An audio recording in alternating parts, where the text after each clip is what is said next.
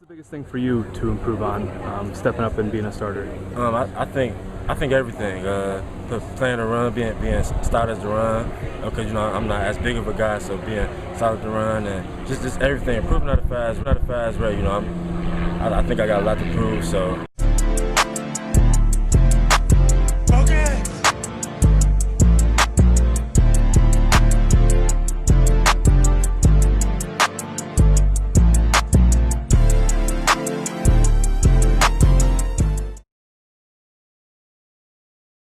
What's going on, everybody? Welcome to episode 10 of the After Effect podcast. I'm your host, LeBron Stephan. Can you guys believe we are at 10 episodes already? I can't believe it, but I'm going to keep this thing rolling.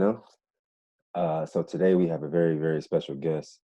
I'm a former teammate of mine, Shaun Prater, former NFL player. He is ready to jump on, so let's get it. What's up, bro? Can you hear me? What's good? What's good, bro? How you doing? All good. What you got going on, man? In the office, finishing up some inputting data and stuff, the usual life. Oh yeah, I already know, man. I appreciate Playing you. the game. Yeah. I appreciate you jumping on, man. I know you're super busy right now. Yes, sir. No problem. Yeah, man. So I call this the After Effect podcast. I had this idea back in November, but I just had to sit on it for a while. This is actually my 10th episode. But it's essentially just giving a voice for guys like us, former athletes, who we were athletes our whole life, and then we had to transition out. So we're talking about upbringing and culture from where we're from, and high school experience, college experience, pro experience, and then obviously, more importantly, the transition after that, which I feel is a big thing. Mm-hmm. Cool with that? So we could dive right into it, bro. Yes, sir. Yeah, all good. Yeah. All right. So talk about. I know you grew up in Omaha, Nebraska. Before I met you, I hadn't known anyone from there, and so I heard like it's like some rough parts there and stuff like that. So just talk about the Omaha. Yeah. Talk about the Omaha culture, like you just growing up there, like you being an athlete, a top athlete. Talk about the culture there. Yeah, being from North Omaha, uh, you know, kind of a rough area for sure. But I have four brothers, one sister, so I was always busy, making sure I wasn't getting beat up from all my brothers. So I would always pick on my twin. Okay. And but yeah, growing up in North Omaha, it was strictly football and basketball. So And you every ran every track too, right? yep, go ahead. Yeah, so I ran track as well. Um, when I was in junior high, I did the high jump Mhm. and I ran the 200, 400 meter dash. But I always hated track. I was just good at it. Okay. So football and basketball was your You hear me main over two there? sports. Yeah, can you hear me? Yeah, Yeah, so football and basketball was your main two sports, basically. yeah, pretty much. Okay, yeah, same here. So, talk about, man, like your Hmm. transition from Omaha to Iowa City. Obviously, we were teammates your whole career, and I felt like you made that transition Hmm. kind of look easy. You played your freshman year, 3-year starter, but Hmm. obviously, I know you had some different roadblocks. So, just talk about that transition in 2008. Yeah, so I had two older brothers that played D1 football. So just being able to watch those guys transition, leave the home, um, you know, move on the campus, Hmm. be gone year after year, holiday after holiday. I was just waiting for my opportunity to do so.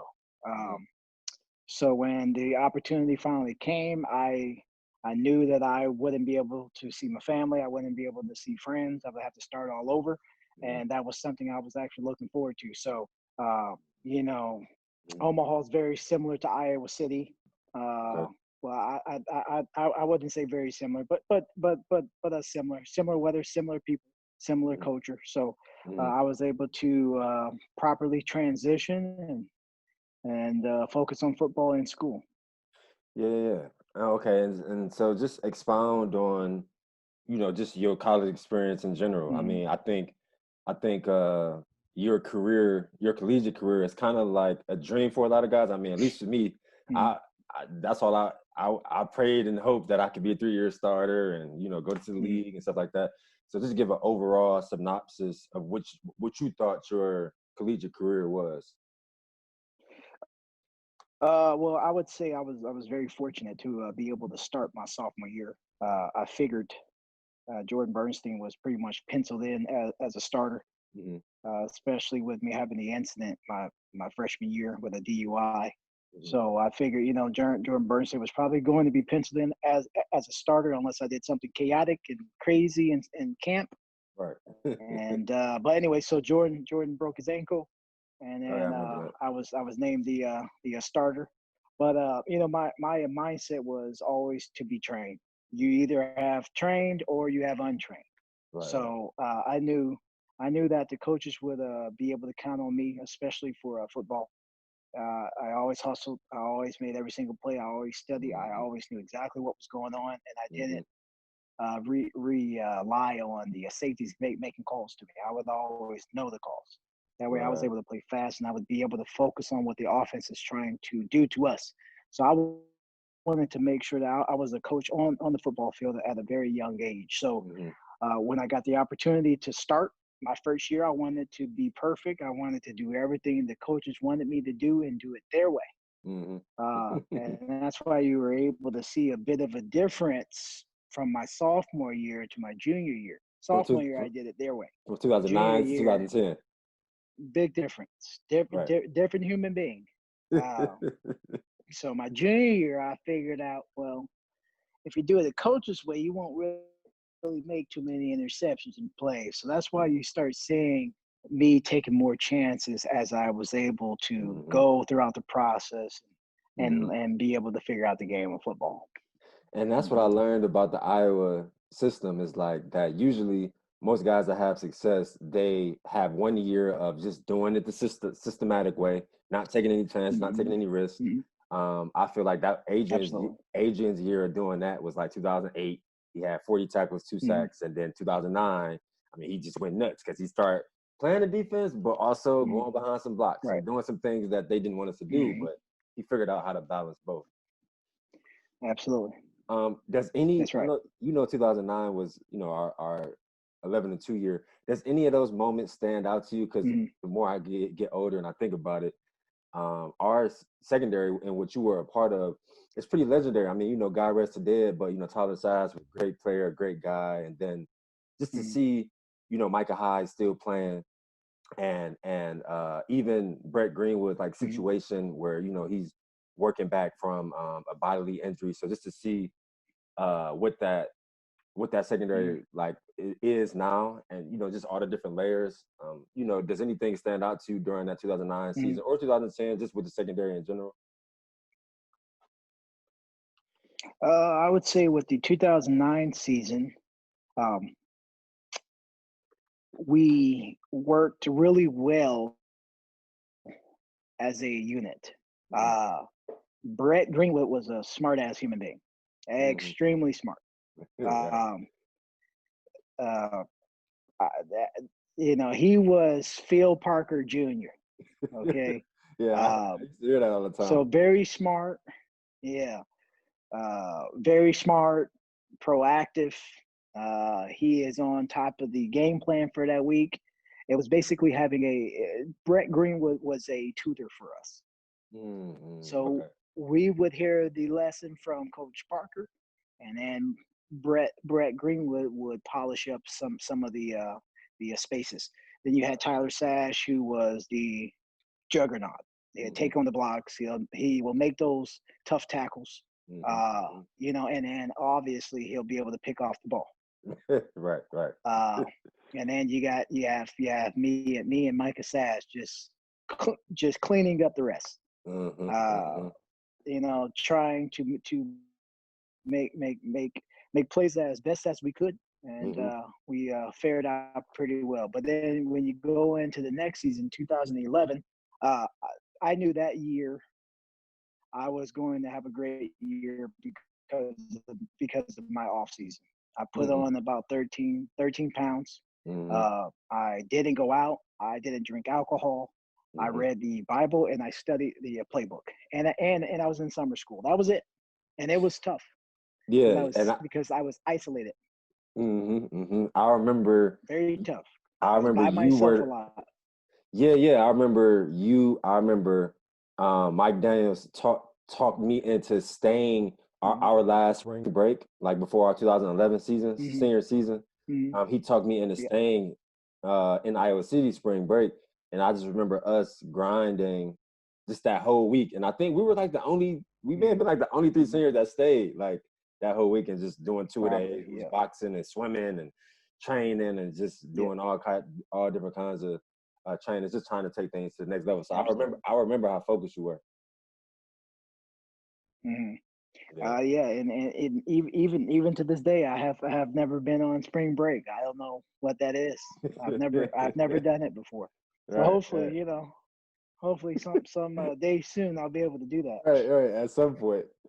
So, man, talk about draft day 2012. Now, I know that Mm, you had an option of leaving early, and you mm, were graded pretty high as a junior. You decided to come back to your senior year.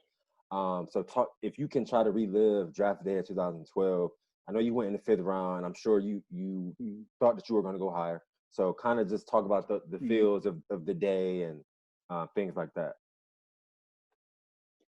Well, uh, the end of our the end of our senior season, I was injured. I was dealing with a nagging knee injury, uh, which started off pretty mild, and then it turned into something very very serious.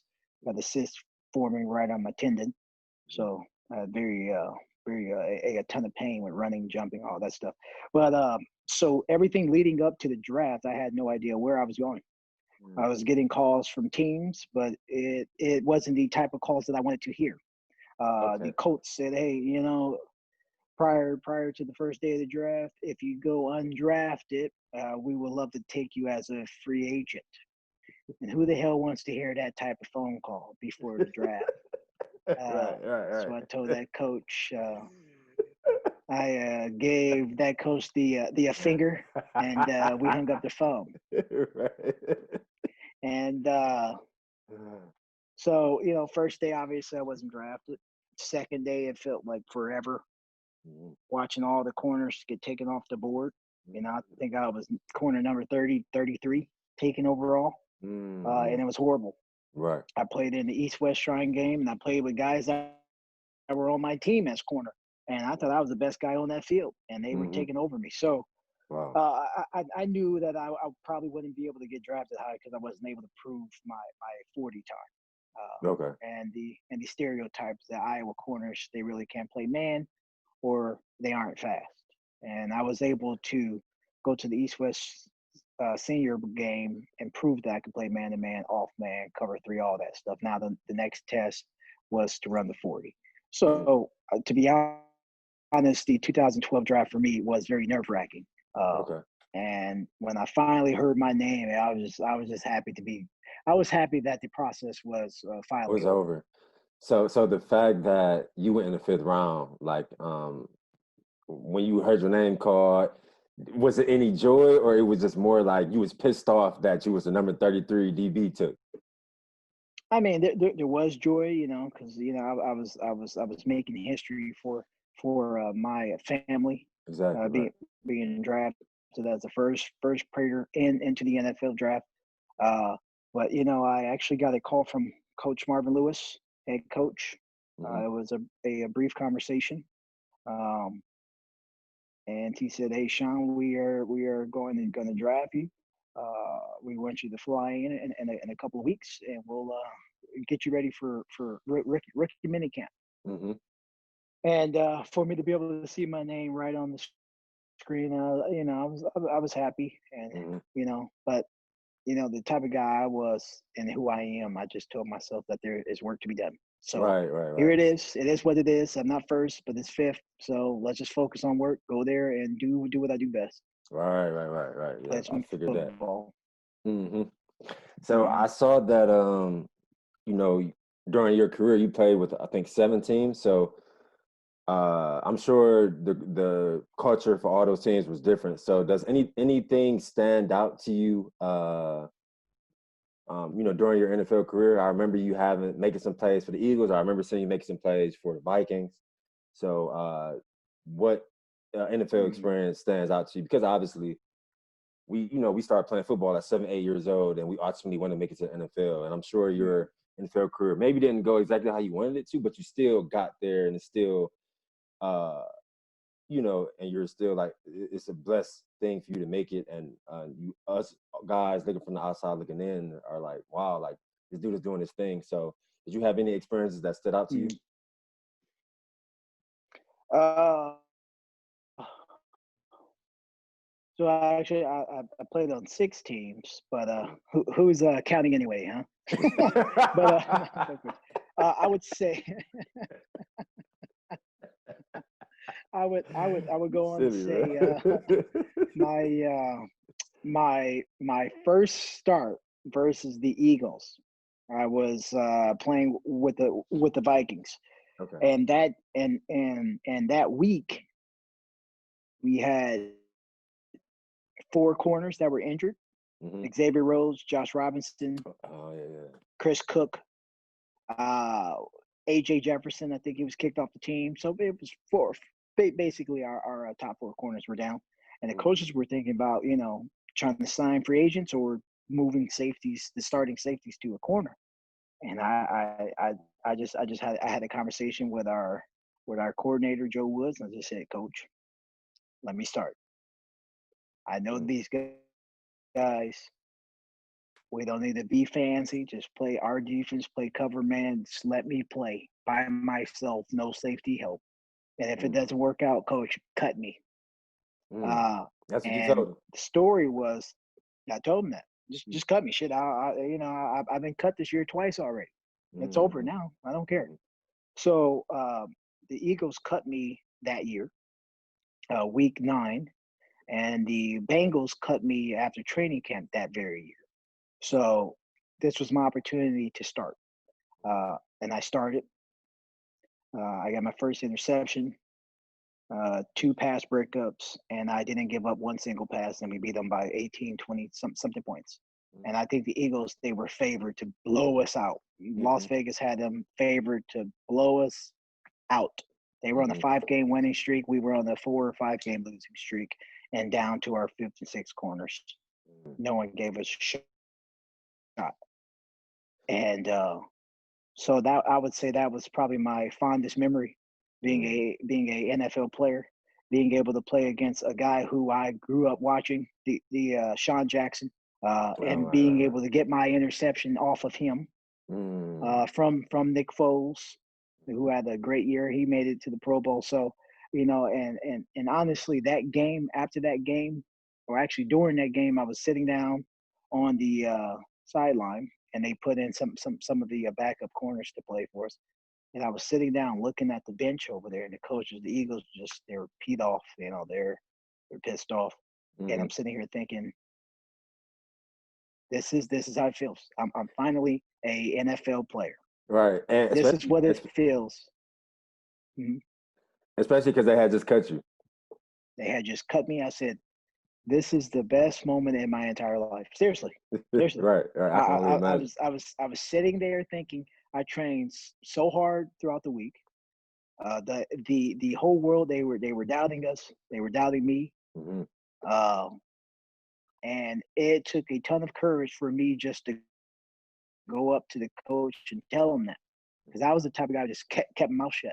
I'm always quiet, I mean, I can talk. I can talk a lot now, but but whenever it comes to coaches, I kind of shut off my funny personality, and I'm a very gung-ho type of guy. But the fact that I was able to tell Coach, hey, buy into me, Coach, and he bought into me, and we were able to beat those guys. I was able to get my first interception. We were able to put up beat them by double-digit points. I was just sitting down like, this is what it means to be in the NFL. This is a great feeling, and I am looking forward to another great challenge next week versus the Bengals, another team that cut me. That sounds like one hell of an experience. So how did the next week go? Did they give you the start again, or did one of the injured guys Oh come yeah, yeah, back? oh Or yeah.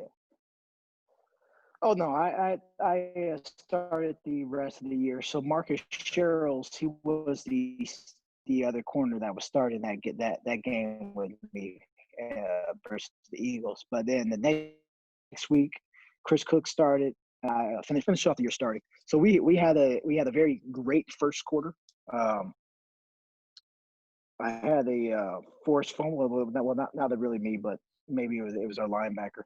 It Mhm, was a double. I went in for the tackle. Linebacker broke up or forced the fumble on Jermaine Gresham, tight end. mhm. And then the next play, we scored on offense, so we went up or tied up the game, maybe 7-7. So the first quarter was really well. Second quarter went pretty good, but I ended up spraining my ankle on Oh, punt return. okay. Um, so so I sprained my ankle. I missed the rest of the first half. I came back in the third quarter, uh, all banged up, beat up. My ankle was badly sprained, but I actually ended up finishing that game and we lost. Um, so, but it was a great opportunity to be able to go back to Cincinnati, see all my former teammates, be Right, able right, to right. start again, and prove once again that hey, I It's a good ball. I can definitely start in this league. Yeah. How did you Hmm. handle Yes, sir. how did you handle those rejections? Like, you play all your career being a starter, being a guy, and then you get to the league, the Mm. highest level of football, and you got to handle all these rejections, all these teams cutting you. How did you handle that mentally? Well, I was a kid from Omaha, and I used to I followed rivals.com very. I mean, I followed it to a T. All of the nation's top 100 players: I did Patrick too. Peterson, Joe Hayden. Hmm. Yeah, I followed it all day long, and I would see the Texas schools and the Florida schools and the California schools and how they're traveling to go play all these teams, and Hmm. they have all these great coaches Hmm. and all this stuff. And I said, well, no one gives a crap about Omaha, okay? Hmm. Hmm. So I knew just because my parents wanted to settle in Omaha, Nebraska, I was gonna have to fight like crazy Hmm. to earn Respect. respect, and that was Hmm. exactly the model I always carried over Hmm. my whole life. Hmm. So when teams would cut me, or when guys say that I wasn't good enough, that was something that I was used to. I Hmm. was accustomed to those type of things. So to answer your question, I was able to answer it easily because that was my character. Hmm. Uh, Hmm. I am always the type of person that has to prove things. Right, right. Uh, You knew you was gonna have to prove yourself. You knew it wasn't gonna be and easy. so every single day with everything I do, Hmm. coaching right now, you Hmm. know, being a coach, being a GA here at ASU, I'm gonna have to prove my worth Hmm. everything Hmm. every single day. Trying Yeah, to be the first guy in here, trying to be the last day definitely. guy in here. Hmm. Being able to coach the players, to be able to know our defense, recruiting, everything. You name it. Hmm. Hmm. I'm going to keep my mouth That shut. I'm that going to same learn mindset. from all the best. Hmm. It is the same mindset until I am laid to rest. Hmm. And I'm glad you brought that up. So I can segue into my Mhm. next question. Talk about what I feel is the most important thing with us athletes, your transition out of sports. So after you were done with the Cardinals, and you knew that you figured that you wouldn't play anymore, I think you either went back to school or you dove into real estate for a while. Mm. And then now, now you're a GA, you're back, in locker rooms as a GA coach for ASU. So just Mm. talk about your transition out. um, did you have to feel any void? Did you go through any kind of like mild depression because football was over? Just talk about that transition, that experience going into something else outside of sports.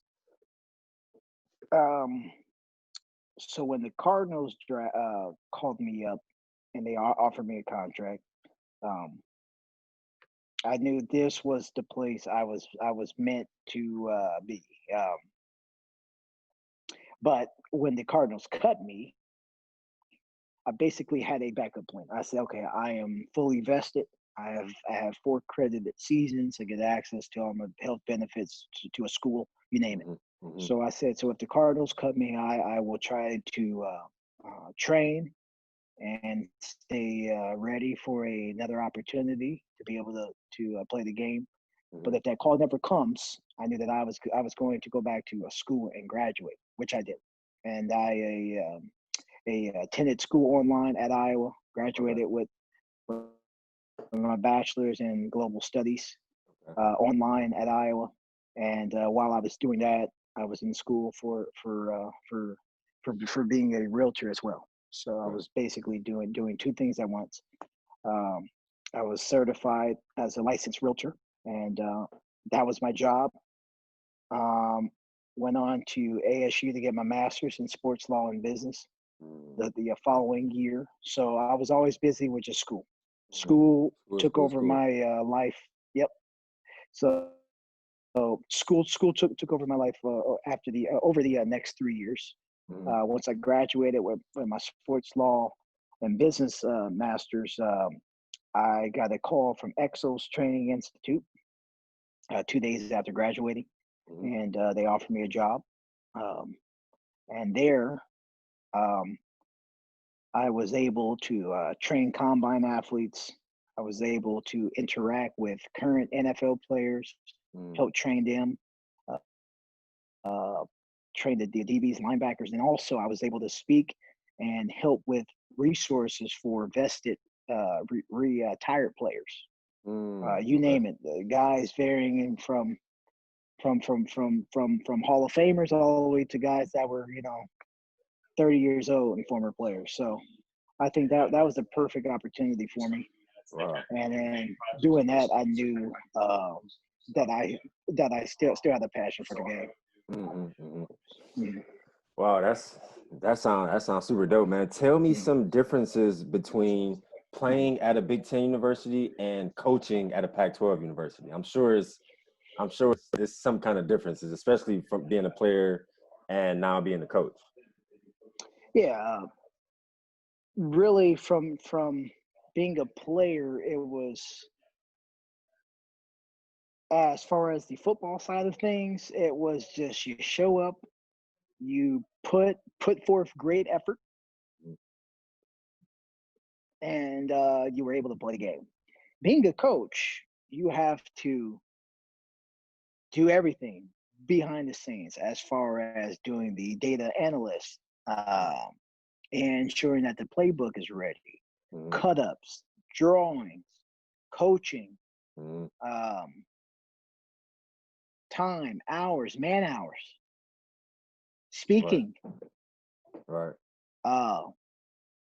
learning, learning a new defense, a new scheme, personalities, ensuring that we work as a family to ensure that the team wins. Right. So, but also, being a Big Ten player, obviously that is one of the most physical conferences out there. Right. It is a totally different scheme of football. You are used to seeing personnel that will consist of 12 personnel, 22 personnel, 23. And I've been cutting up a ton of film. And I've only seen 22 personnel maybe 5 times out of 1,500 plays here. Yeah, in the Pac-12. Working at ASU and the Pac-12 conference. But also, I am able to learn different route concepts, which is very, very big in this conference. Different schemes, different techniques and strategies that coaches come up with that will help them thrive in this conference. So I will definitely be able to teach our corners to be more physical, to be tough, but also to be able to be very, very smart. Right. Because obviously being in the Big Ten, you have to deal with shifts, you have to deal with motions, you have to do with checks, you have to understand how things change as pre-play. Know what's coming. So absolutely. So those are one of the things that I was able to thrive off of is film study, and being able to recognize plays Mm-hmm. to ensure that, I'll be Right, able to right. play the game pretty well. Yeah, that makes sense. Do Yeah. you see any differences in players as compared to player like our teammates, different teammates that we had back in like 2009, 2010, as opposed to now it's 2020. Social media is more at the forefront now with guys and players more than it was for us back then. Do you see any differences or personalities and different quirks of different players are still kind of the same?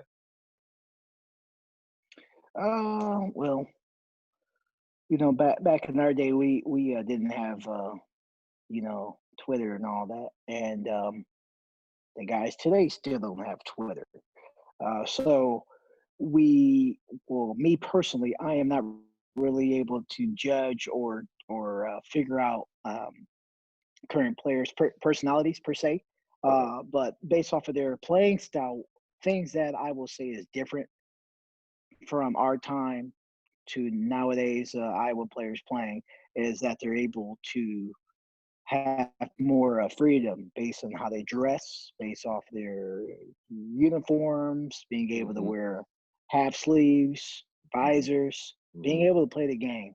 Uh, I'm also starting to see more man coverages and blitzing, Okay. um, and obviously, I think as time goes on, coaches are able to adapt to things that are um, necessary for today's game. But no differences with Iowa. Iowa tends to take their time Mm-hmm. and move at a slower pace than other schools. Yeah, yeah, right, right, right. Yeah, that makes sense. And Herm Edwards is the coach there, right, at ASU? Absolutely, yes, he is. Yep, And entering his third season. yeah, yeah, yeah. What kind of? I Mhm. know he coached in the league for a while too. I've heard a lot of Mhm. good things about him. What kind of coaching style would you say that he has, and what kind of impact has he had on your life since you've been there at ASU? So Herm Edwards is a very straightforward but free spirit coach. He loves every single player, and he's fair. But he's very comfortable with adapting to players, being able to let them be who they are, Mhm. uh, Which is important. which is vital. If guys want to wear jewelry or the earrings now that they're wearing, or they want to have a haircut slash dreadlocks, or whatever. If they want to listen to rap music or whatever this type of music, they're able to be themselves, and that's what he prides himself on. Is saying, That's "Hey, that's you be that's yourself, super dope. Yeah. but you represent this shield, you Mm. represent your last name, and you represent this university." Varsity. And your family. And absolutely. So as long as you honor those things, you can be yourself, Hmm. and that's why you get every single person buy-in to this head coach, Hmm. ranging from the janitors to the players to the coaches to the GAs to everyone involved. Everyone's on board for sure. Yeah, man. Oh, that's that kind of, not to sound soft, but that kind of makes my heart smile. You saying Mm, that, man, just because the stuff in the media from all that's came out and with our alma mater, and some of the things we experienced or we saw, obviously we know and saw that some guys couldn't be themselves, right? So for you mm, to have this kind of experience where you, like you say, free spirited, fair, but straight to the point, mm, still about his business. That's super dope to hear. I'm mm, sure you look forward to going to work every day. mm. Oh yeah, definitely.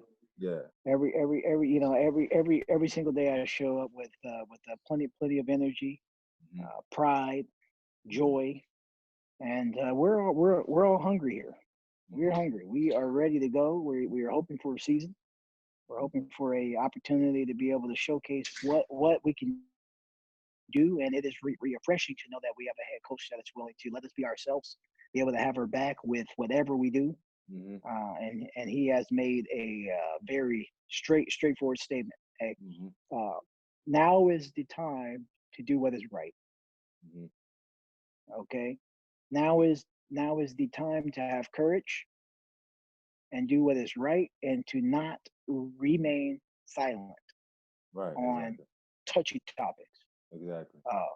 And the good thing is that Coach Edwards doesn't shy from what is happening right now. He isn't the type of coach that's just gonna keep quiet and hopefully let it go away. He'll just burn out. No, he'll bring it up, and he's done a fantastic job of challenging his players and his staff to ensure that we do the right thing. Right. Right. Right. Mm-hmm. And I'm sure you just, as, you know, as a black man, and him being a black man as well, I'm sure that that's very empowering, uplifting, you know, Absolutely, all those kind of good vibrations. absolutely, Definitely, man. So perfectly put. what, like, I got just two more questions. Like, what's Mhm. the vibration in the complex right now, right? Because everything is kind of up in the air about college having a season. I know the Big Ten announced that there would be no like non-conference games. There'll only be in-conference games, and I don't think the Pac-12 has announced anything yet. So, what would you say the vibe is in the complex right now? Because I'm sure people are walking on eggshells, not really knowing what's going to happen. Yeah, I mean, you said it best. We have no idea what is going to happen next. We're just waiting for the Pac-12 conference to figure out what is next for us. We're waiting on our governor here to figure out if we are going to start on time or are we going to have a full season? Are we going to have a season with the fans? So honestly, no one knows. Um, I think that is a question way above my pay grade right now, but no one knows, to be honest. Right. We just don't know. Yeah, I figured that. Mhm. So last Yeah. question, man. I call this podcast the After Effect Podcast. As you know, we've been playing sports, been athletes our whole life since 7, 8 years old. And I feel like every single athlete, once they're done Mhm. playing, they have some kind of after effect.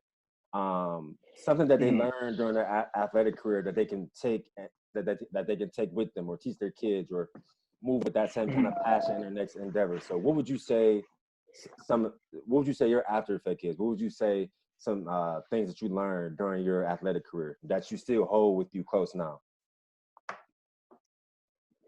Uh, I would say my passion and loyalty to the game of football.